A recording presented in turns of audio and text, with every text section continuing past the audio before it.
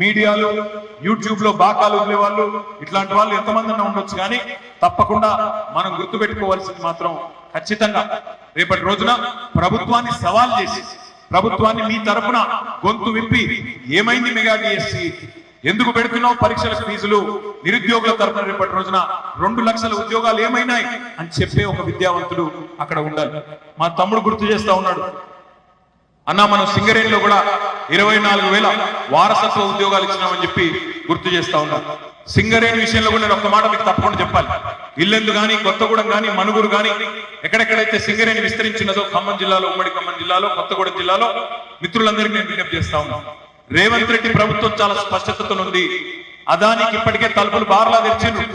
అక్కడ మోడీ గారు, ఇక్కడ రేవంత్ రెడ్డి గారు బడబాయ్ చోటాబాయ్ ఇద్దరు కూడా కూడబలుకున్నారు. రేపటి రోజున సింగరేణి కూడా తప్పకుండా ప్రైవేటు పరం చేస్తారు. అది కూడా అడ్డుకోవాలంటే రేపు ప్రశ్నించేటోళ్ళు ఉండాలి, కొట్లాడేటోళ్ళు ఉండాలి, గల్లా బట్టి నిలదీసేటోళ్ళు ఉండాలి. దయచేసి నేను మిమ్మల్ని కోరేది ఒకటే, ఈ ఎన్నికతో ప్రభుత్వం కూలిపోయేది లేదు, పడిపోయేది లేదు. కానీ ఈ ఎన్నికతో మీరు ఒక సరైన అభ్యర్థిని ఎంచుకుంటే మాత్రం ప్రభుత్వాన్ని రేపటి రోజున మీ తరఫున నిలదీసే హక్కు వస్తుంది.